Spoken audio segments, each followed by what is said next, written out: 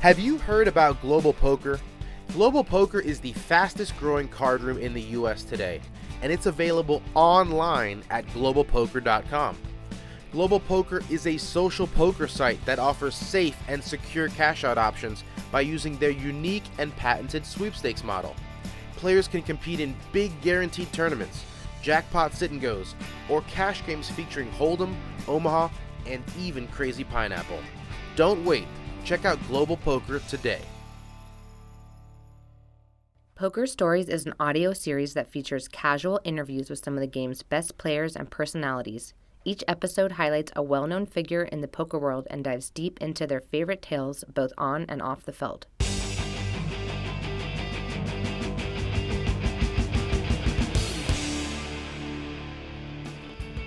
Hello and welcome to Poker Stories, a podcast brought to you by Card Player, the Poker Authority, and hosted by me, Julio Rodriguez. This is episode number 96, and it features longtime poker professional Mark Gregorich.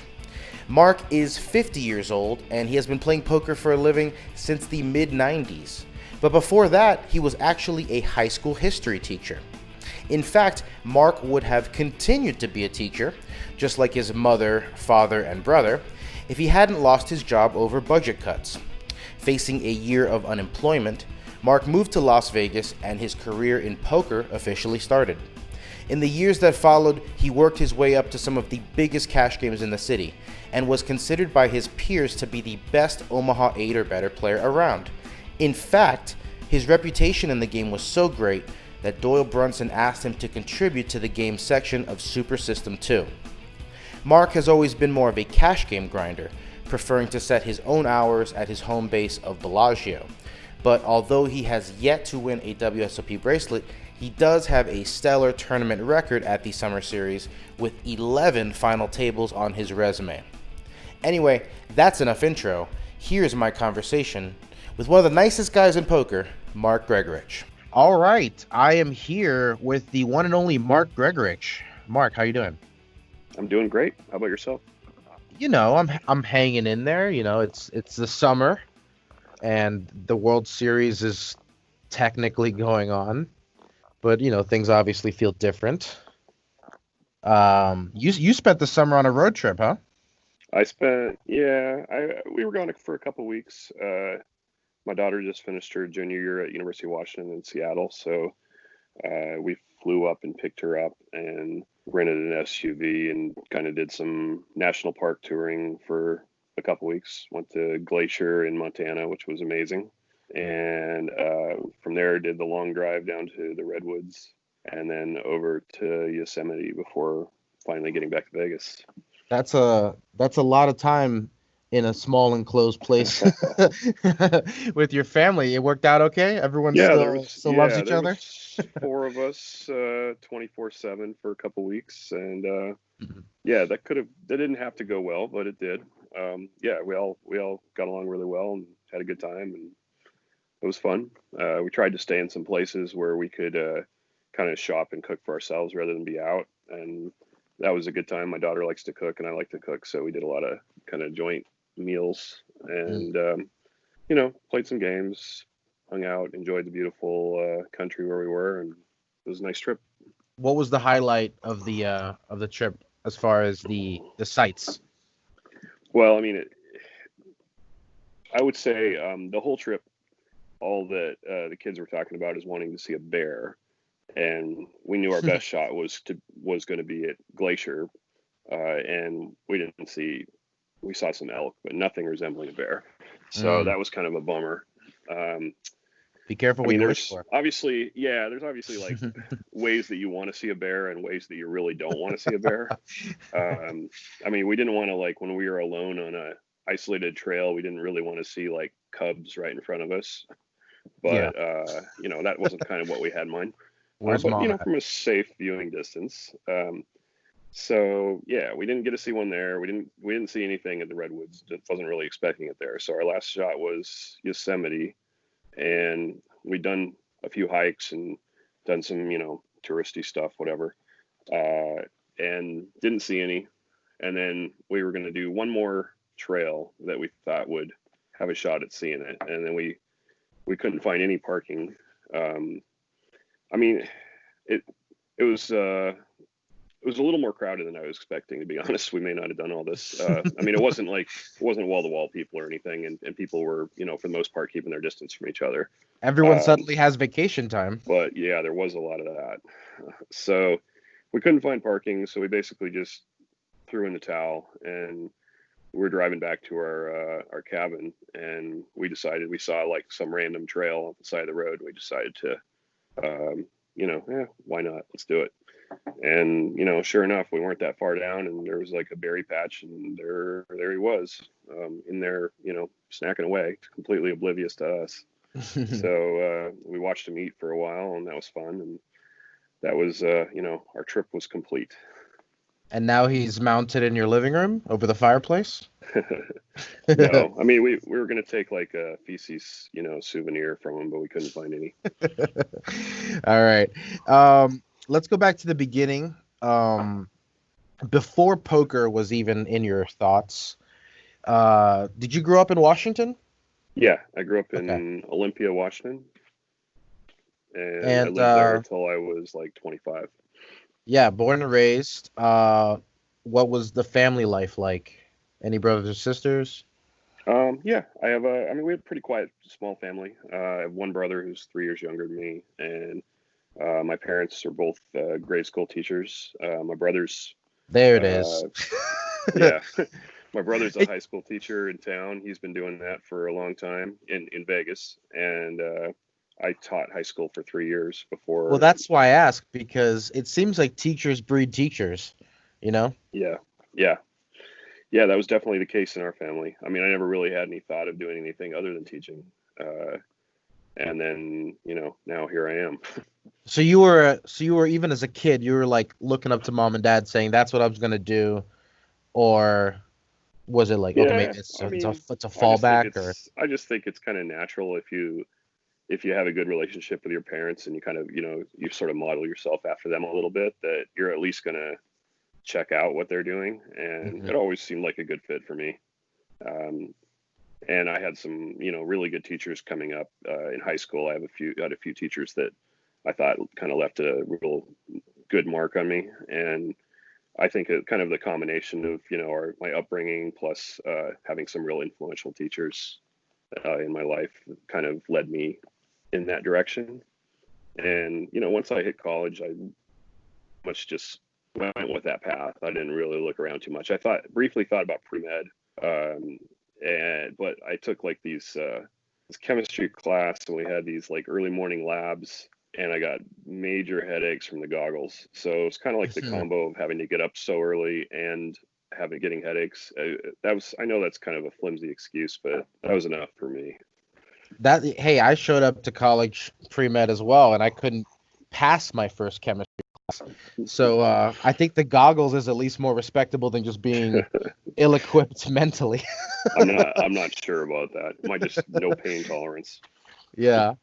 So, okay, you're in school, working towards becoming a teacher, which you eventually do. Are you discovering poker at this time, or was poker like a kitchen table thing growing up, or? I had already discovered it. Okay. Basically, so my best friend growing up, his dad played in these 18 and over card rooms in Washington. We had a lot of like public, small, deal yourself rooms that you had to be 18 to play in. It's pretty crazy thinking about some of those rooms now, just compared to how poker's come along. Washington was notorious for tiny little card rooms, like 1 and 2 table rooms everywhere. They were absolutely everywhere, and they were all just like, complete. Everybody smoked. Everybody dealt themselves. So, anybody that was kind of halfway adept at being a mechanic with the cards was probably going to do pretty well in the game. So we kind of learned these games that they played from my friend's dad. He taught us when we were like, 15, 16. And he taught us Omaha high-low. He taught us crazy pineapple, taught us 7-card stud high-low split. No hold'em yet, but we learned those split games. And this was late 80s, Yeah, it early was like 90s? probably, I would want to say about 86. Yeah. Uh, so anyway, we started playing, and we basically played on rainy days in Washington. So we played probably 6 days a week. And we would just get together after school and play for a few hours. And our group started growing. And like by the time we hit like say junior and senior year, we'd have a poker game one night every weekend, either at my buddy's house or at my house. And we often had like two tables, and it was kind of, it was a dealer's choice, and there was a lot of crazy games, and we kind of made up new games and everything. But that was kind of how it started, and we were kind of obsessed with it after that. Um, and Now, then how do once we hit you 18, oh, go ahead. I was just wondering, how do you become obsessed with a game that you don't see on TV? It's not like you knew about the characters in Vegas, the ones that happened to be there. I mean, I had rounders, I had online poker, and I had, whole card cameras to get me hooked. So, Yeah, I mean, in our case, it was just the interaction and the personal experience. I mean, I grew up like we played games constantly as a family, and so I was always a big game guy, and this was just another extension of that. And of course, the added element of the action was something that appealed to all of us. I mean, we all had jobs for 350 an hour or something, so we had like pocket change to play these games. were you good right And away? no, I was terrible. I couldn't keep a straight face if I was trying to bluff. Like everybody always knew when I turned red that I was bluffing, and I mean, I didn't really think about the strategy that much. I was just kind of seat of my pants in it. Hmm. Um, and I wasn't aggressive enough. So, I mean, I gradually became better. Um, but like our game was, I mean, it was a bunch of high school kids having fun, but everybody took it dead serious also. And it was a lot of it was really competitive people. Like our game was always like it was like the nerdy guys that were really smart and the athlete types. So it was like people that were good at whatever, and everybody just had a good time with it, but it was super competitive also. So I remember a couple nights driving home after I lost like $20, and it was like the end of the world. All the money in the world for sure. So, at what point do you think I'm good at this and maybe I could make some money on the side? Well, that happened when once we turned 18, we started going to these card rooms, and I mean, these people that played in these card rooms were just absolutely awful. So I don't think I was good, but I was better than they were from day one. And I mean, like the first time I walked in, I think I won like $150, and I mean that was that. Yeah. um, I mean, I never had like that kind of money, and so that was like in the summer after my senior year. So I had a few months to kill before college, and I went and played probably 4 or 5 nights a week, and well, probably 3 or 4 thousand in that time.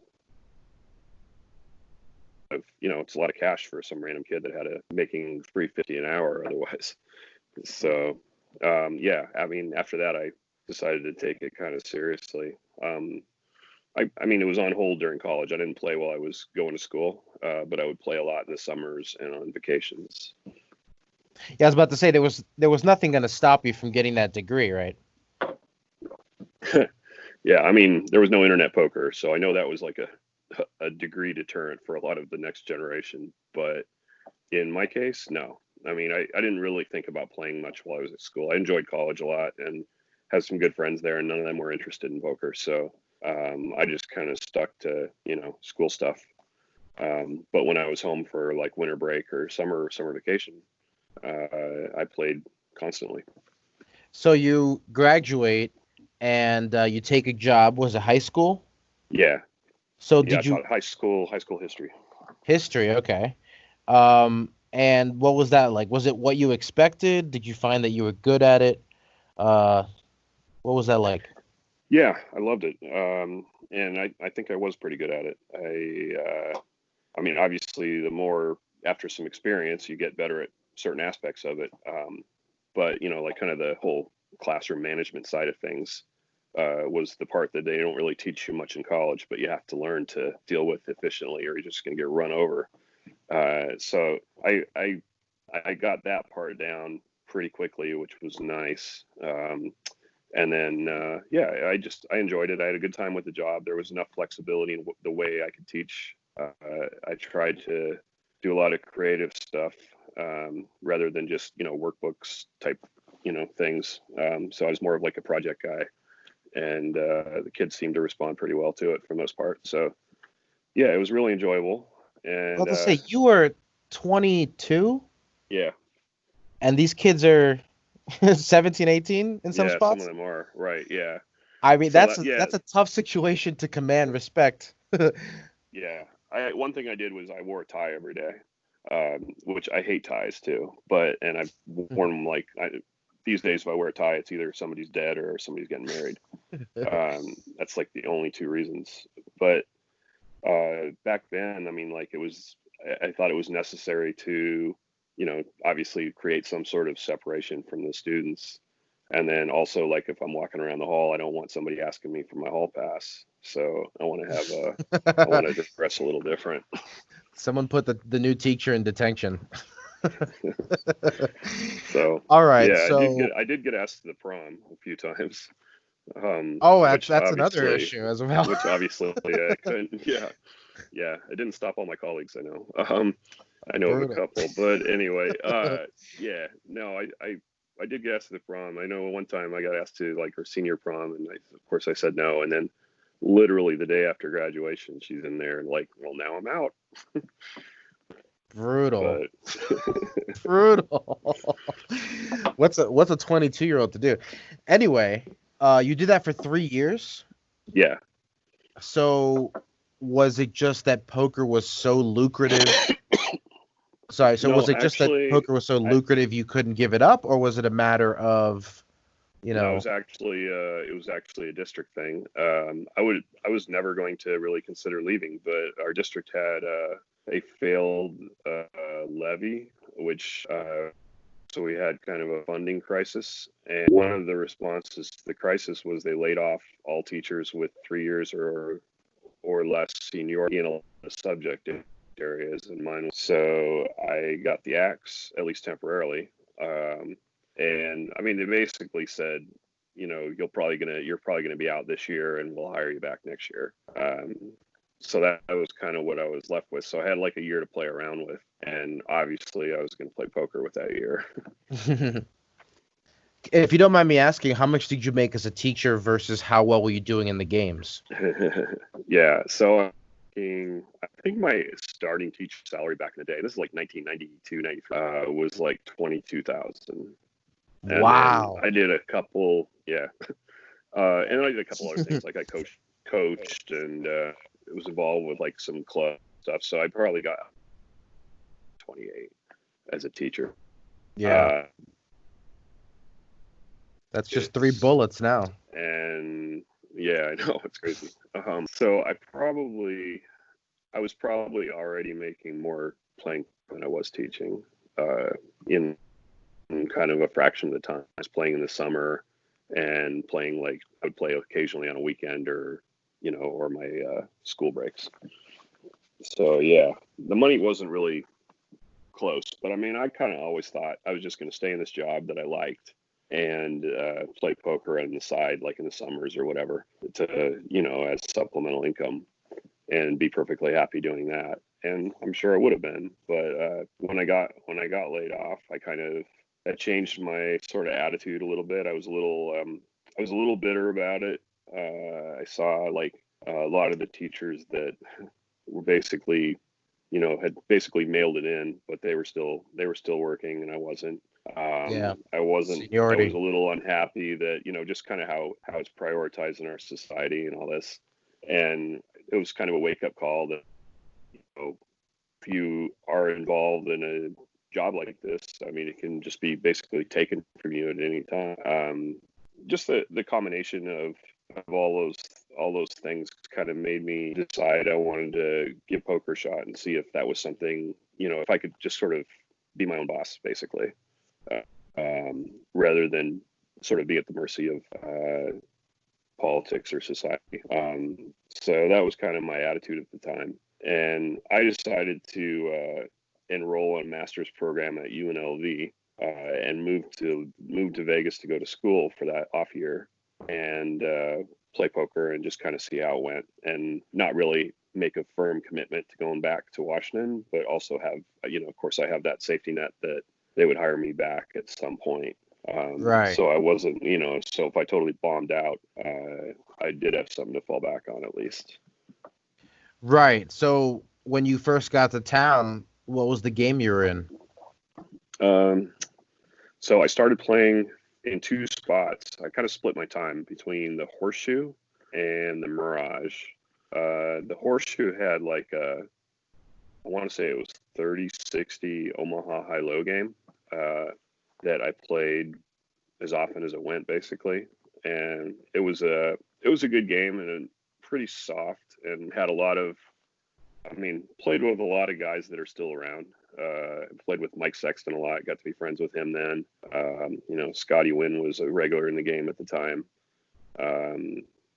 There's some other guys too. And then the Mirage game, I mostly played 20-40 limit hold'em. Now, this is pre-boom. Tournaments aren't really that popular, at least with the top pros. And, no limit hold'em isn't what it is today. So what did these games look like? Was it just easy pickings, or was it, a struggle to find action? No, it wasn't really. There was plenty of action. A few things. Poker hadn't taken off, so there wasn't nearly as many players, in the world, but there also weren't very many places to play. So when people wanted to play poker, they came to Vegas, or they would, or they'd go to Atlantic City. There just weren't very many options. So there was kind of a steady stream of tourists going in. Like these days, there's, people can play locally, they can play on the internet, they can play all over. So there's really not much reason for people to go to Vegas anymore outside of the World Series of Poker when that was a thing. So we end up getting, kind of like a kind of roving group of rotating cast of people from out of town. Guys would come in and play for a week and leave. And there would always be 3 or 4 of those guys in the game. And that was just totally standard then. And they're also, like, the games were just, I wasn't very good, but I was a lot better than the competition. People just weren't good at poker at all back then. It's so different now. Now, was it a matter of, just finding the game that was the weakest, or did you have a preference? No, I pretty much just played the same thing all the time. I played in that Omaha game with the Horseshoe, which was 1, sometimes 2 tables. And I knew what time it started, and I always got there, a little before it started to make sure I got a seat, and I would just play all day. I didn't really have a agenda. So I would do that, and then on the times where there wasn't a game and I wanted to play, I would go to the Mirage and play the 20-40 limit hold'em, which I was really bad at, but I still managed to win a little bit at it. Now, was the reason you were going to the Mirage because of a certain lady named Mary? Yeah, that's right. She was she was a dealer at the Mirage, and we were kind of friendly. And we didn't start dating for a while. I think we started dating in '97 when I moved there in '95. But we knew each other a little bit before. Sorry, you broke up there. Oh no, I was done. Yeah, I was just curious. Obviously you meet your wife at the poker table. I had no idea how often I had worked alongside Mary at various poker events, and the fact that she basically has more poker screen time than you do. It's kind of nice. Crazy. Yeah. For those who don't know, she was in the box for like Poker After Dark, High Stakes Poker, the NBC Heads Up, the Poker Superstars Invitational. So if you've seen poker on TV, you've probably seen Mark's wife dealing a bad beat or two. Oh, for sure. Yeah, she dealt all those shows, and they still rerun them all the time. So Mary will always get like 3-4 texts every time one of our shows is on. That's great. So, all right. So let's go back to Omaha, this game that you were crushing, because for a while, or I guess it was a decade ago, they ran a survey, and you came out as the best Omaha 8 or better player on earth.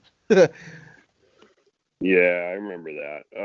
I mean, that was a long time ago. That was probably 15 years ago or something, where they did those surveys. They weren't very scientific. I mean, nobody really knew anything. Everybody just kind of it was just reputation, Well, whatever. who better than a jury of your peers? Yeah, no, it was nice. I mean, it was cool to be recognized like that for sure. I mean, that made me happy. So, what was it about your game that put you far and above everyone else at the time? Was it just that much fundamental mistakes being made by other players?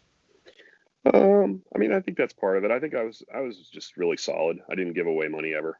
I was, I mean, like, if anything, I was a little too much on the tight side, and I know that's kind of been, my reputation. But in ring game Omaha, where people are playing really loose, I mean, that's how you're supposed to play, I think. And yeah, I was solid. I didn't really, I got value out of my hands too. Like I knew when to check raise and all those kind of things. And I mean the competition was fairly weak. Like I wasn't playing in the nosebleed games or anything. I mean I was playing in whatever I guess that stretch. I mean we had like a regular 75-150 type Omaha high low game. And it's kind of interesting is I mean that was always. I remember for a little while when the Bellagio started and we had that game every day, it was kind of a who's who cast now. Like it had like, Yeah. Daniel would play, Madison, Jennifer, Todd Brunson, Sexton. Who else? I think Gus Hansen played with us for quite a while. David Benjamin, all these guys that are kind of like, made it big during the poker room, basically. So we had an interesting game, but I always did pretty well in that lineup. So I guess that's maybe where that came from. But yeah, I mean, it's a good game. I had a lot of experience at it. I mean, that's kind of where I started when I was a kid, and played a ton of hands, and it was always my game of choice. So it just was normal that was kind of my best game. I heard in another interview you mentioning that the Omaha games were dying out, quite literally because the player pool was dying out. Yeah, that's definitely true. I mean, that is what happened. I mean, we had like around the time when the Bellagio opened, I mean, we just had a great Omaha game, one, sometimes two tables, but I think more than half the guys that were regulars in that game have passed away, which is, most of them were older, but I mean, a few of them weren't, it was a little bit, surprising. And then of course, when the poker boom happened, that kind of finished it off because some guys that were playing Omaha gravitated towards No Limit, and I actually didn't, which was, I'm sure, a mistake. I just went back to playing more Limit Hold'em, which also kind of had a renaissance of its own and was massive for a while. But it would have been, but No Limit would have been probably the right way to go. Well, I think getting ahead of the mixed game curve for today, especially when live poker comes back, might have been a good move as well. What was it like writing for Doyle for Super System 2? Yeah, that was cool. That was like, I guess of all the things I've kind of done in poker, I mean, I've basically just been a cash game grinder for my career. I played a few tournaments, but haven't had all that much success. We'll get to your tournaments. But yeah, that'll just be that little snippet at the end. Yeah, the getting asked to write a chapter in Super System was like a great honor, and I was like thrilled to take part and be a part of that. And I've always actually really enjoyed writing, so it was sort of it felt like a good fit also. And yeah, I was pretty happy with how it turned out. So you didn't feel concerned that you were giving away any trade secrets or anything like that? I mean, there's a big difference between knowledge and application sometimes anyway. And no, I wasn't too concerned about that. I mean, obviously it's kind of silly to even think that way now with all the information that's out there. Like, I mean, it's a little late to be holding Yeah, back. well, I remember, there was a time when Eric Seidel didn't want to show his hole cards because he was so afraid of teaching the world how he played poker. So, yeah, well, I don't blame Eric for that. Eric's so far ahead of most players that he could probably really give away some damaging information there.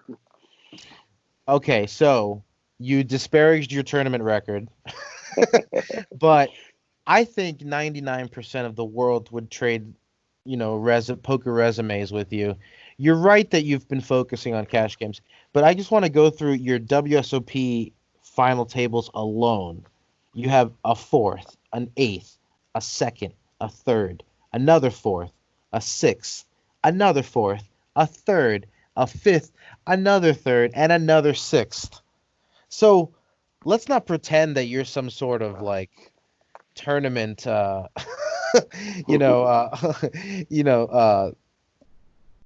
at the bottom of the tournament rankings. Absolutely not. Yeah, no, I mean, I've done okay. I mean, I would like to. I guess like having a first in there would make me feel a lot better about how I've done. So, and I'm actually a little irritated with Negreanu about that because I was like his tag team partner a couple years ago, and he was supposed to get me my first bracelet, and it only ended up being one of my thirds.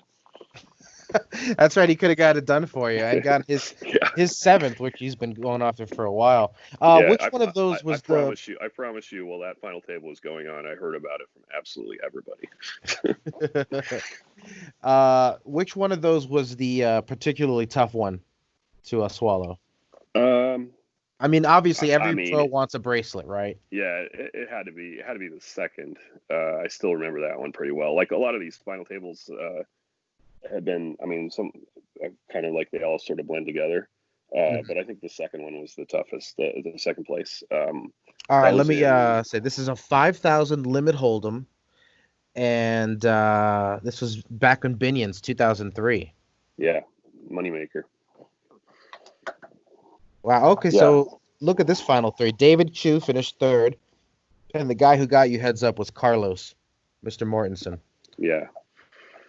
Yeah, it was a fun tournament. I mean, it was back. This was back when there were only 2 days, and you basically played a final table plus on day one. So I think we came back with only like, I don't know, maybe 15 people or something, and it was long. We played really late the night before, and we played really late that day. The structure was like, I remember it being really slow, and I remember Carlos and I both came in pretty short. But the structure allowed us to sort of bide our time and pick our spots pretty well. And, we both kind of chipped up. And then, I mean, I always figured David would win it because David's just amazing at limit hold'em and always seems to win these. But somehow three-handed, he ran pretty poorly, I remember. And I think I busted him. And, he was like, come on, you got to win this. And Carlos and I played a long time. And I know it was kind of topsy-turvy. And I know one time, I think I had aces and he had a flush draw, and he basically had like half a bet left, but he made the flush on the river. And after that, I don't think I won another chip. So it was like, it was a pretty big swing. And I remember at the time, like I wasn't super disappointed, but I definitely didn't feel like I just won a bunch of money. I mean, that was my best score in poker so far. And I remember mostly just being kind of disappointed after. And then I was back at noon for the main event. And that was probably my most, the TV moment everybody tells me about all the time when it's on is like, I get two outed on the river by this Irish cop, like 5 spots out of money, in a pretty big pot. And he just lets out this huge after the pot. I remember that. The card comes. Yeah. And then like Norman Chad saying they're gonna have to carry Gregorich out on a gurney, It was That's funny. So that was a fun few days. But anyway, that was probably my most I guess that was my most memorable one. That was 2003. You finish heads up and you think, well, if if I got a second place under my belt, I'm definitely going to win one of these bracelets at some point, right? Is this something that you feel like a monkey on your back, or is it just if it happens, it happens? I'm pretty much if it happens, it happens. I'm not. It's. I mean, I'm sure it'll probably feel better than I'd like to admit it'll feel if I actually win one at some point. Um, but it's. I don't know. It used to be like a real source of frustration for me. Like I remember my very first World Series, the first Omaha 8 event that I played. I'm like, if I don't finish at least top 3 here, I'm just going to be. I'm worthless. And then I like busted in like 4 hours, and I'm like, what just happened? But I mean, that's tournaments, and obviously, like, I think I'm playing tournaments better now than I used to, or I haven't really been playing any lately. But last year, I thought I played pretty well with the series. I know tournaments are a lot tougher than they used to be too. So it's definitely not easy to win one. But I mean, I think I'm willing to put myself out there and give it a shot. Now, we mentioned that you've been focusing mostly on cash games all this time. You're also doing so while raising a family. Was poker different for you once you were married and had kids, or did you just approach it the same way? It was different. Definitely started feeling like, I mean, after having kids, buying a house, getting married, I mean, it was like the first time I'd actually started feeling like the, kind of financial crunch of living. Um, and that definitely changed my level of enjoyment for poker a little bit. I mean, I never liked to lose, but now, like, if I lost, I also kind of felt like sometimes if you're on a losing streak or something, you kind of feel this like panic about, what happens if I can't win anymore. And, if I keep losing, I'm going to go broke. Mm-hmm. So, I mean, it definitely changed the dynamic. I mean, I always think, poker's like great if you're unattached and don't really have like the financial pressure. But trying to play while you have like a pretty big nut and not a lot of room for error is definitely takes a lot of the enjoyment out of it for sure. Well, do you think no doubt. Do you think that's what kept you out of Bobby's room all these years? Like just not having the ability to take bigger shots? Because obviously to anyone else listening, you're a high stakes player. There's no doubt about it, But there's that one game. I don't know, a combination of things. I mean, frankly, like I probably at least these days, I mean, I probably just don't have the ability that a lot of those guys do. That's not to say I couldn't like work really hard and get there that way. But to balance that kind of hard work with having the family, and it's tough to do. And I chose not to really pursue that. I was pretty happy at the level I was playing, which was kind of like anywhere from say 75, 150 to 2 and 400. I was always pretty happy in that range. And yeah, made it at that point. You've made it. It's crazy to think above, but some people, their eyes get big. They gotta. I don't really have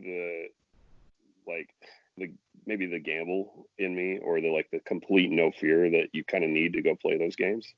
Like, I mean, some of these guys are just animals. I mean, they're just willing to go, lay it all out there and play. And they're also like hyper competitive, and they want to play against the best and show that they're better than them. And like, I mean, those things, those aren't really me. I've been happy playing at the level I've been playing. I'm glad I can, have a nice life, and it's been a good experience for me. And, it's been maybe a little more calm for home life than if I tried to play higher. But I mean, it's also like there's also a natural progression. Like, I mean, if I was absolutely demolishing 2 and 400, I mean, I'm sure I would have, played higher and see how that goes. And if I was demolishing that, I'm sure I would have ended up in Bobby's room. I mean, I think that's just natural. I always did, okay at those limits, or fine, but not anything that made me think I really wanted to, play 2 and 4,000. Well, you mentioned Bobby's room. A lot of people have great Bobby's room careers that only last 4 or 5 years. There's something to be said for the longevity of being in the game for 30. So Yeah. Oh, for sure. Yeah. I mean, there's also some of these guys in Bobby's room that have been there for 30 and have been well, successful of course, and yeah. have adapted and, done really well. So, like, I mean, I don't know. They have all my respect as poker players for sure. The consensus on you, Mark, is that you're one of the nicest guys in poker. In fact, I ask about you and people will just say that quote. He's one of the nicest guys in poker. A pro's pro, I hear a lot. Yeah, even my boss Jeff Schulman thinks that you get better action because of how friendly you are at the table. Do you buy into that? I don't know. I mean, I think in Jeff's case, he just thinks he can bluff me, so I get better action from him. I don't know. But yeah, like, do you find yourself just playing better in a friendly game, or is it Yeah, more actually, like kill him with kindness kind I of thing? think there's. I mean, that's not really my intention. It's just kind of how I am, I guess. I mean, that's not really part of my like game plan. It's just kind of, I don't know. In general, I'm kind of a easygoing, not looking for conflict type of guy, and I guess that just kind of goes with it. All right, do you have any poker enemies? Um, Any feuds? Not really. I mean, yeah, I've had like very few blow ups at the table. I mean, I've had a few arguments here and there, but not too much. I mean, I did throw cards at Sam Grizzle one time. That was probably Really? my biggest moment. Let's hear the story. So what did Sam do to deserve that? So, well, no, I don't think he deserved it. I was kind of snapped. Sam has a way of getting under people's skin for sure. And I mean, there should be like a book of Sam Grizzle quotes. I mean, he's got some great lines. He's one of the funniest poker players you'll run into, and it's usually like funny in like a mean, biting, sarcastic sort of way. So he definitely has a way of getting under people's skin, but it's also pretty amusing to play with Sam. I've played with him a ton over the years, and we've for the most part gotten along really well since. Maybe we've gotten along better since I threw cards at him. But no, we were just playing a cash game one time, and I don't know. I think I was running good, and somebody was like trying to be funny at the table, and I was like laughing at their jokes, and maybe it wasn't even that funny. So Sam was like, calling me like a laughing hyena or something, and he just kept doing it and kept doing it, and finally I couldn't take it anymore. And I'm like, that's not a very big thing to snap over, but it did the job. And so I was folding my hand, and I saw he had his cards like unprotected, so I just like winged my cards right into his hand, and it kind of did like a one hop off his chest, and then he just like gives this like absolutely shocked look at me. Didn't say anything, just looks at me completely shocked, like he couldn't believe that I was capable of that. And and after that we were cool. You probably stunned the whole table. Everyone's like, "You broke Mark." No one breaks Mark. Yeah, that's probably true. They didn't even give you a penalty for that, was huh? probably, I mean, that was probably around like, it's probably 20 years ago when that happened. I mean, I know it's a live No, game. they didn't give you penalties for that. I mean, they only gave you penalties like if you urinated on the dealer or something. I mean, there wasn't much for throwing cards. Oh, what's the worst behavior you saw at a table in your career?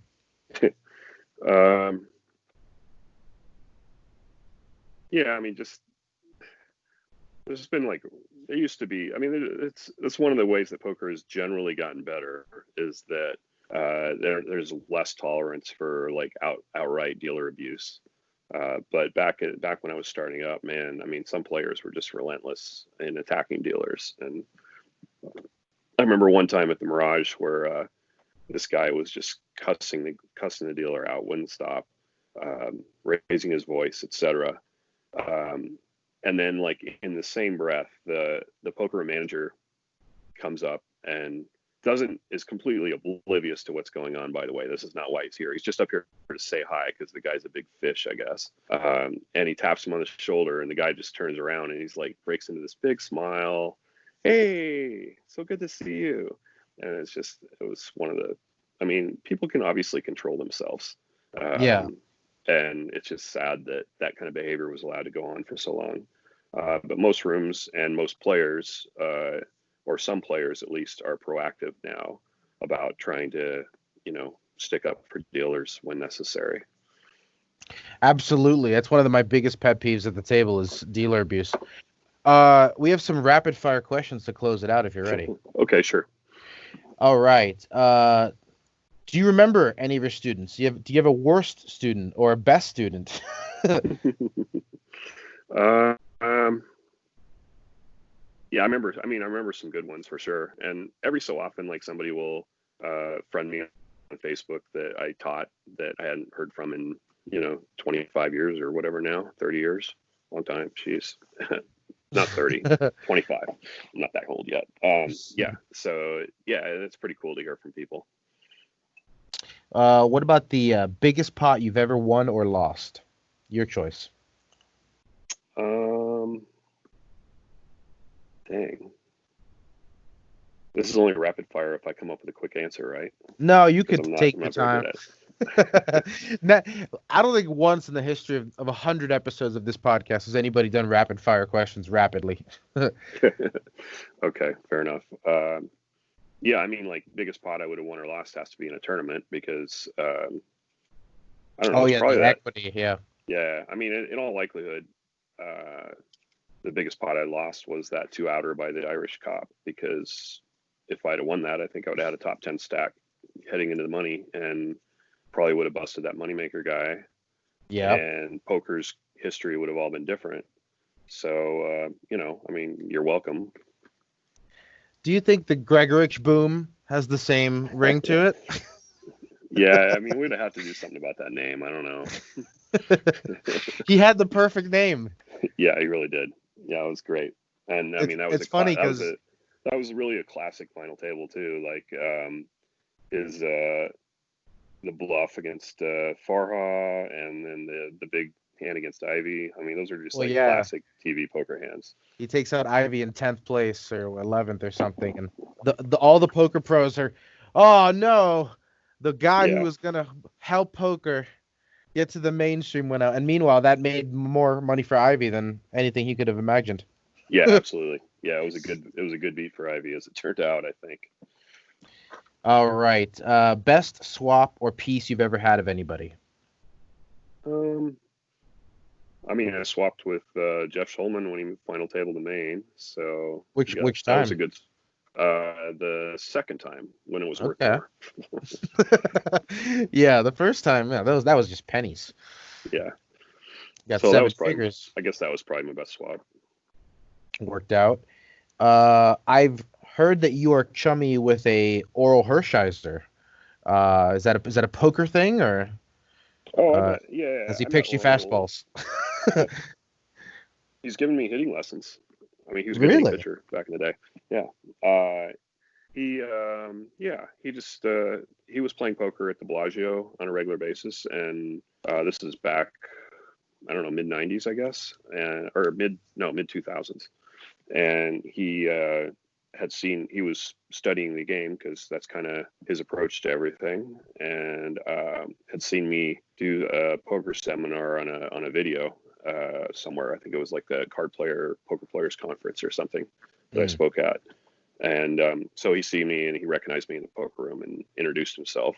I knew who he was already, but he introduced himself and asked me if I would help him with his poker. And I said I was playing a lot of softball then, so I said I want some help with my swing in return.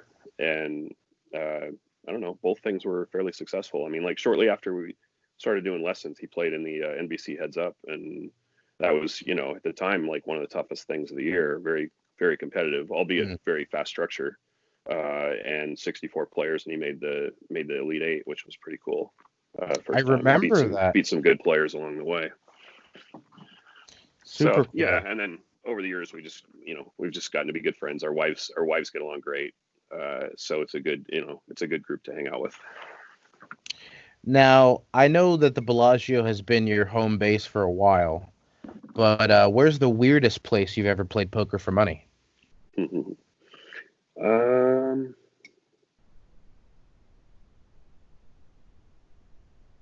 I mean, we have to go back a little ways for that one. I don't know. I mean, I played a lot in backseat of cars.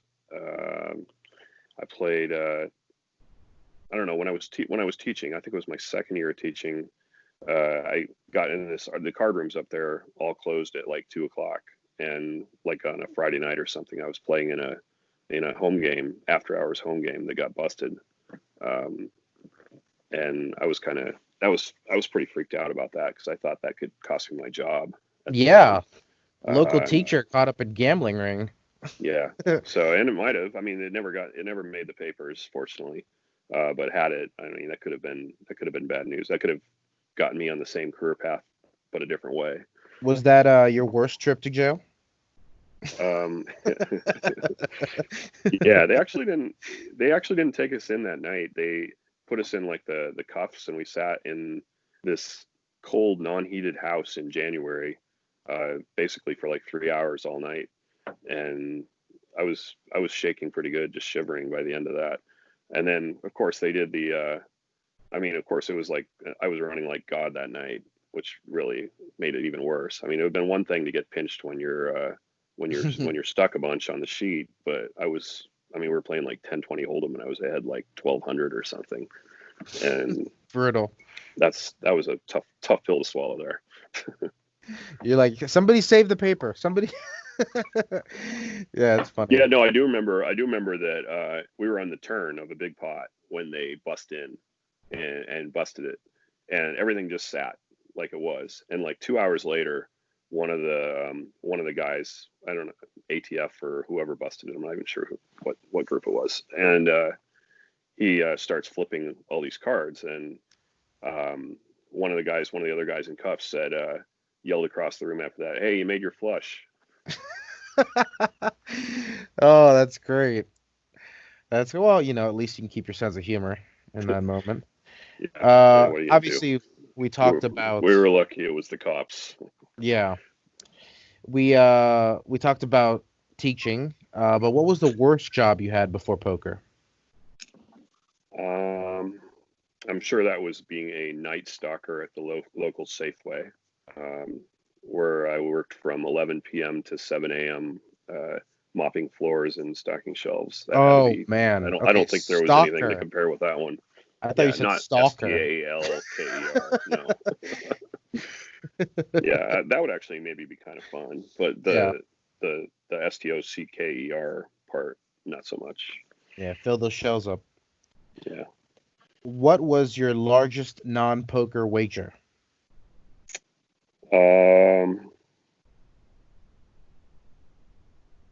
I'm pretty not too much. I'm not really like, I like golf, but I don't really play for big money on a golf course, so I don't think it would have been there.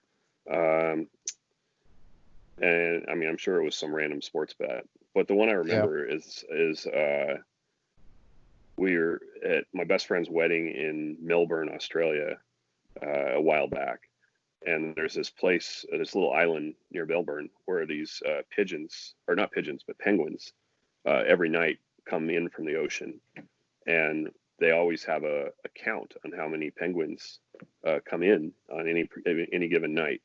And so of course there was like 6 of us out there, and we did a pretty good size on how many penguins there were that night, and we were counting, and we were like, no, there's no way this is accurate count. But I remember that one. That was fun. Betting on penguins, that's a good one. Are you a big prop bet guy, or? I'm not, but I appreciate hearing about all the good prop bets out there. I think there's some great prop bets. But you mostly stayed away? Yeah, it's not really my thing. I don't like to punish myself physically by, doing things that the human body shouldn't do to win prop bets. And I'm not really good at handicapping them either, so I don't really want to I just figure if I make a bet and somebody accepts, I might as well just pay them right now. Right, that's the thing. Everyone who's proposing these bets is usually the one who has the best of it. So if you're not proposing them, you probably should stay away. Let's see here. Well, let's talk about traveling. I know you're a big poker cruiser. Was that Australian trip also a poker cruise? Yeah, no, that was just for the wedding.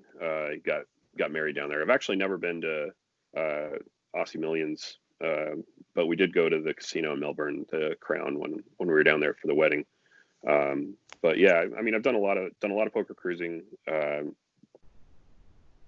Mary and her good friend Zach, who's floor man at the World Series, started their own poker cruise company a couple years ago called Ship It. And I've had a few cruises. Obviously, it's on hiatus at the moment, and hopefully the world gets to a good enough place soon that that's even going to be an option again. But we'll see. Yeah. Where have you been? Do you have a favorite spot? I mean, the Caribbean ones are always nice, just for a little quick getaway vacation. Probably the cruise that I remember the ports the most and enjoyed the most was Barcelona, out of Barcelona, where we spent a few days in Barcelona first, and then hit like several of the Mediterranean ports, Cannes and several spots in Italy, which were great. It was kind of the only experience I've had with Italy, and I don't know, cruising gives you like a nice little taste of a lot of places. You don't really get to immerse anywhere. But it's a great way to do a vacation where you basically wake up somewhere new every day, and then you have a day to explore. So I kind of like the kind of low maintenance, how easy it is to just go on a cruise and see places. Oh, traveling without dealing with planes. That's the dream. Yeah, definitely. I never have to get on a plane again. Let's see here. Do you like telling people you are a professional poker player?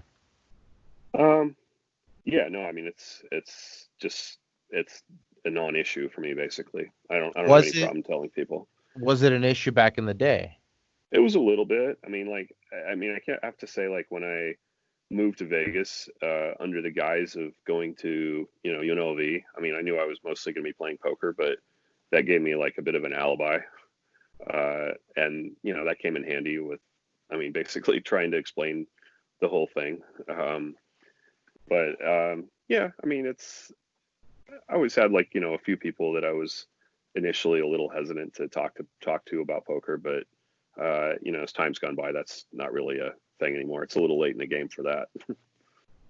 Do you have a nemesis in poker? Someone you can't beat, or somebody who's just always held over you?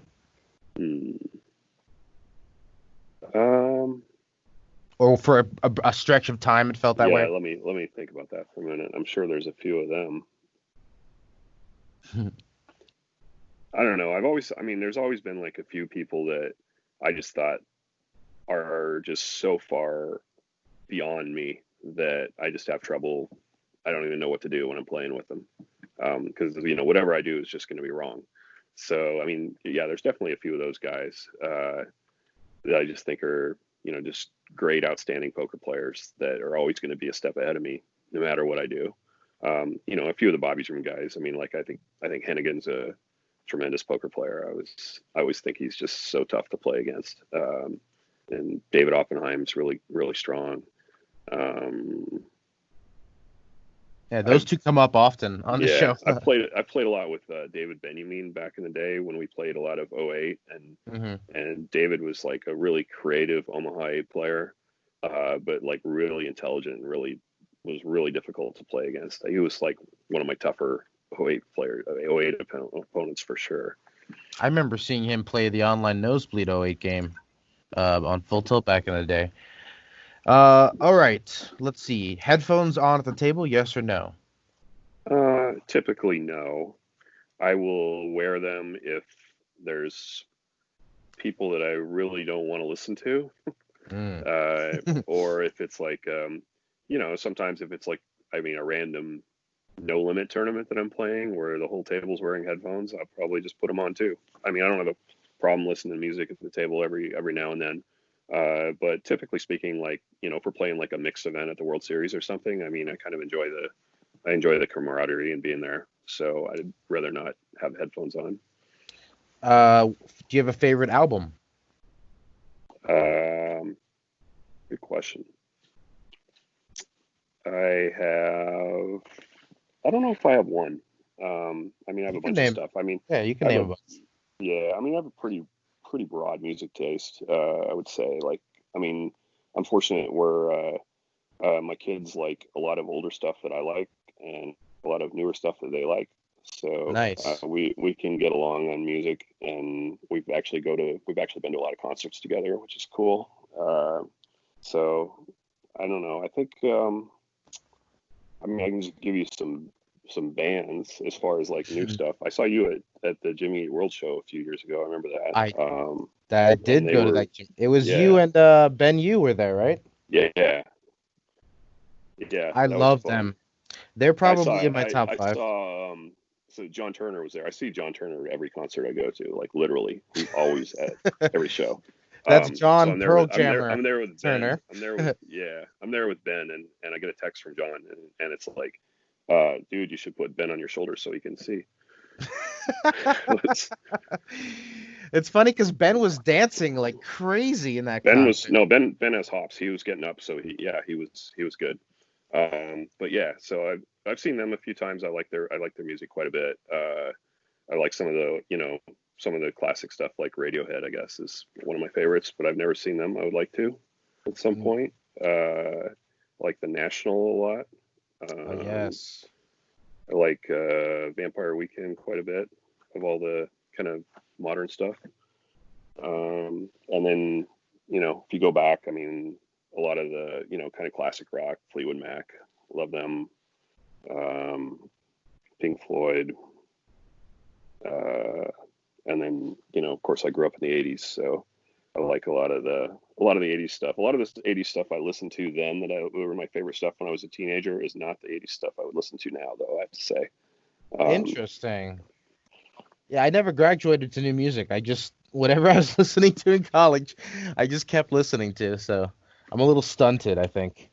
yeah, But no, I like the new music. I mean, I think it's I don't know. Most good music is done by people like in their 20s for the most part, and so if you just like shut that whole thing out of your life, you're gonna. I mean, I feel like you're yeah, missing out on a lot of good stuff. before they get too rich and out of touch with reality. Yeah, exactly. Do you have a I mean, favorite it's just movie? hard. It's hard to keep churning out good stuff. Yeah. Um, do I have a favorite movie? Um, I don't know. Again, I probably have like a group of movies that I've seen a lot that Yeah. I can always watch again.